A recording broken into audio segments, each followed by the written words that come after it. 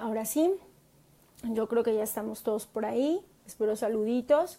Y bueno, vamos a hablar acerca de las fases del duelo y la despedida. Como les comenté, cada martes en el periódico Tabascoy, dentro del semanario Unis y Más, tengo mi columna de psicología que ven por aquí, que es Psicología que sí funciona, donde hablamos acerca de diferentes temas, pero en esta ocasión les voy a hablar acerca de las fases del duelo y la despedida. Como saben, estamos en el mes de noviembre y se acerca la tradición que la mayoría de los mexicanos honramos, que es la tradición del Día de Muertos. Y bueno, pues vamos a hablar de cuáles son las fases del duelo. Yo sé que por ahí hay muchas personas que en estos momentos están viviendo esta parte de que a lo mejor recientemente falleció algún ser querido y que bueno, pues no saben cómo manejarlo, ¿no? Yo creo que es importante que si recientemente falleció alguien en tu familia y te sientes triste y te sientes, fuera de la realidad, es momento de acudir a terapia. Entonces, bueno, vamos a hablar que la palabra duelo significa dolor. Y si lo buscamos, lo googleamos como acostumbramos a hacer, bueno, pues nos vamos a dar cuenta que la palabra duelo, aparte de significar dolor, también no nada más es el duelo cuando muere una persona que amamos, sino el duelo también es ese dolor acerca de cuando, por ejemplo, nos cambiamos de ciudad y dejamos personas queridas o cuando perdemos una relación de pareja.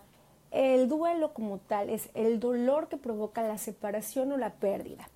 En el caso del día de hoy vamos a hablar acerca de las fases del duelo cuando perdemos un ser querido, cuando alguien muere en la familia, ¿no? Algunas personas me decían, bueno, cuando pierdo, por ejemplo, una mascota, claro, sí, estoy de acuerdo que las mascotas son seres vivos y que muchísimas veces se convierten en nuestros compañeros de vida, y sí, es el dolor, es la pérdida de alguien o de un ser con vida. En este caso también elaboraríamos un duelo. ¿Cuáles son las fases normales del duelo? Digo normales porque es común que las vivamos. Cuando nos quedamos atorados o atoradas en alguna de ellas es donde definitivamente tenemos que buscar ayuda. La primera fase es la negación. ¿Qué pasa cuando de repente te dan la noticia de alguien que falleció y tú dices, no es cierto, no lo puedo creer, yo acababa de ver a esa persona, a lo mejor en la noche hablé con ella o a lo mejor hace un momento? Sí cambia mucho el que hayamos visto a un familiar o a una persona batallar con, por ejemplo, los dolores de una enfermedad terminal. Sí cambia porque, bueno, de alguna manera es un descanso, que la persona que vivió una etapa de mucho dolor y de mucho sufrimiento por una enfermedad, pues de repente nos vamos preparando a la idea de que va a fallecer y que de alguna manera pues tuvo una batalla por su enfermedad y que sabemos los psicólogos, y bueno, quienes no son psicólogos, les comento, hay una parte de la psicología que se llama tanatología, que nos ayuda a poder procesar cuando una persona está enferma, cuando a alguien le diagnostican, por ejemplo, una enfermedad terminal. La persona puede acudir con un tanatólogo para que lo ayude al bien morir. ¿Esto qué quiere decir? No es que vamos a decirle, desde que entras, pues mira, ya te vas a morir y te voy a ayudar a despedirte de todos, ¿no? Muchas veces sabemos que hay milagros y que hay muchas enfermedades que tienen cura, y muchas enfermedades que nos ayudan a través de la tanatología, pues a sobrellevarlas. Pero ¿qué pasa con las personas que se quedan cuando alguien se nos va? Obviamente acudir al tanatólogo es una muy buena opción, porque si no has elaborado el duelo, que ahorita te hablé nada más de la primera fase, es importante que los busques. Aquí en Villahermosa existen tanatólogos y bueno, ellos pueden de muchísimas maneras y con muchas técnicas ayudarte a que vivas mejor el proceso de duelo y despedida. Entonces quedamos que la primera fase es la negación. Es esto donde de repente te dicen, tal persona murió y obviamente tú te niegas y dices, no, no es cierto, no puede ser, no lo creo. Obviamente no te cae el 20, por decirlo así. La segunda fase, recuerden que son 5, es la fase de enfado, de ira, de coraje. Es la fase en donde muchas personas se rebelan ante Dios y dicen, pero ¿por qué te lo llevaste? ¿Pero por qué a él? ¿Por qué a ella?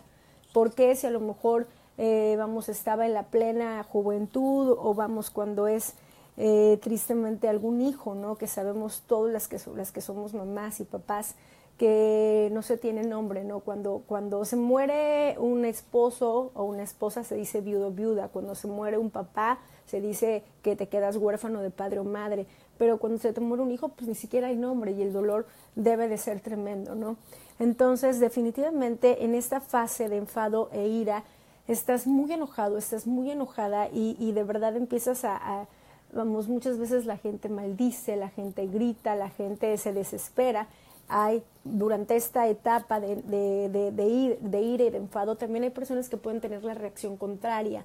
Puedes a lo mejor estar en el velorio y ver que la persona no llora o que está totalmente, metido dentro de sí y dices, bueno, ¿será que no le afectó? No, lo que pasa es que, como dije de la fase anterior, todavía no le ha caído el 20. Entonces, hay quienes sí lo manifiestan con llanto, con dolor, con coraje, con gritos en esta segunda fase, que es la de enfado e ira, y hay quienes se quedan simplemente como en el viaje de no puedo creerlo, no ha pasado nada, esto no está sucediendo. Son fases normales. Recuerda que cuando ya no es sano y cuando ya es necesario acudir a una ayuda profesional es cuando se queda la persona estancada en alguna de estas fases. Y bueno, luego tenemos la tercera fase, que es la etapa de negociación. En esta etapa de negociación todavía tiene que ver con la fase de negación. Es aquí donde definitivamente empezamos como a negociar con la vida, ¿no? Sabemos que la pérdida es irreparable y que la persona pues ya no va a regresar, pero empezamos como a tener estas ideas de, a ver, ¿qué te doy, vida, para que me lo regreses? ¿Qué te doy, si crees en Dios, obviamente? ¿Qué te doy, Dios mío, para que me regreses al ser amado que la muerte se llevó? Entonces, recuerda, estas 3 primeras etapas tienen que ver con la parte de negación, la parte de no creerlo, la parte de decir no está sucediendo. Obviamente sabemos que en la fase de negociación pues no hay nada que pueda regresarte al ser amado, al ser que ya falleció, ¿no? Y vamos a una cuarta etapa. Esta etapa es la del dolor emocional. En esta etapa ya empezamos a expresar, yo creo que es la etapa donde ya viene pues la sanación, por llamarlo así, o la recuperación, y sí la despedida. Es la etapa en donde lloramos, nos sentimos tristes, obviamente nos caen ya los 20, ya estamos viviendo la cotidianidad con la falta de esta persona que se nos fue, ¿no? Que bien puede ser, como te digo, desde papá, mamá, hijos, hasta un amigo o una amiga con la que tenías pues toda esta frecuencia de hablarse a diario, de estar en contacto y de repente pues ya no hay, ¿no? Es súper fuerte cuando tienen que regresar a casa y vivir la cotidianidad, si es alguien que vivía contigo, un familiar, y empiezas a sacar las cosas del closet. Hay personas que de verdad en la etapa de negociación o de ira se quedan ahí estancadas y no quieren sacar nada y dejan cuartos tal y como está. Obviamente eso es una señal de que no están elaborando el duelo, de que no están pasando y que no están logrando la despedida. En esta cuarta etapa, que es la etapa del dolor emocional, es donde se da la melancolía, la tristeza, el llanto y también la depresión. Aquí lo importante es darnos cuenta que sí podemos pasar esta etapa, que tocamos el dolor, el llanto, tocamos la depresión, a lo mejor no tenemos ganas de nada, pero es una etapa que dura alrededor de entre 6 meses y un año en la forma en la que obviamente constantemente estás recordando a esta persona, pero haces una vida normal, vas al trabajo, regresa el apetito, empiezas a dormir, a lo mejor expresan los pacientes que sueñan mucho con la persona que ya no está, pero empiezan a hacer su vida normal y entonces pasan a la etapa de aceptación, que es la quinta etapa. En esta etapa obviamente se extraña al ser amado, al ser que ya no está con nosotros y muchas veces quisiéramos que hubiera un teléfono simplemente para oír su voz. Pero bueno, nos vamos acostumbrando a la idea de que ya no va a regresar, nos vamos acostumbrando a la idea de que, solamente el tiempo nos va a ayudar no a olvidar a la persona que se nos murió, porque obviamente siempre va a estar presente, pero sí nos va a ayudar a que sea un poco menos doloroso vivir este proceso. ¿Qué les recomiendo yo a mis pacientes? Cuando alguien fallece, vivir estas etapas del duelo es de lo más natural y sí estar muy pendiente de si algún familiar o tú mismo no estás superando la pérdida y estás como en alguna de estas primeras fases, ya sea la negación, ya sea la fase del enfado o tal vez la fase de la negociación trabado, ¿no? Donde a lo mejor en la fase de la depresión te quedaste estancado y ya pasaron los años y ves que la persona pues llora todos los días y tiene una depresión clínica. Una depresión clínica es donde ese dolor fue tan grande que hizo que tu bioquímica cerebral cambiara y obviamente tus neurotransmisores no se están conectando de la misma manera y necesitas ayuda profesional.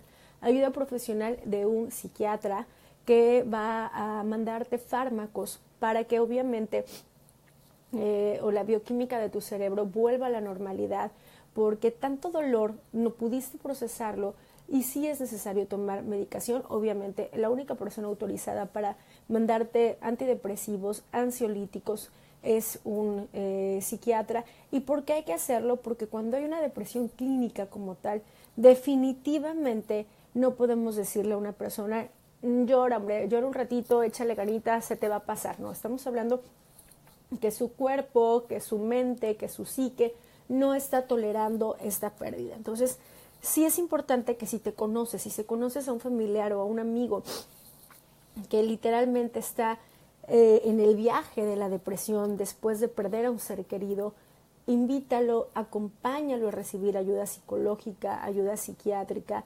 Recordemos que ya gracias a Dios pasaron esos tiempos en los cuales pensábamos que ir al psicólogo era porque estamos locos, o ir al psiquiatra, lo mismo. Sabemos que no es así, sabemos que tanto el psicólogo, el coach de vida y el psiquiatra trabajamos juntos. ¿Para qué? Pues trabajamos juntos para poderte entrenar a ser la mejor versión de ti. Y si en esta etapa en la que perdiste a alguien te estás alejando de ti mismo y de los demás, no estás siendo la mejor versión de ti y obviamente estás sufriendo y a tu alrededor están sufriendo tus hijos, tus padres, las personas que están viviendo contigo este proceso y a lo mejor ellos tienen sus propios duelos y están tratando de sostenerte. Recordemos que nadie puede sostener a alguien si no estás totalmente bien y que hay profesionales que te pueden ayudar para poder trabajar el duelo. Un beso muy grande a Ceci, que se acaba de unir con nosotros. Saludos. Y bueno, yo creo que Ceci es alguien que puede comentar dentro de esta pues videoconferencia lo que es elaborar un duelo, ¿no? En psicoterapia gestal, que es lo que yo manejo como especialidad, nos enseñan muchas técnicas para trabajar el duelo en silla vacía, para poder hablar.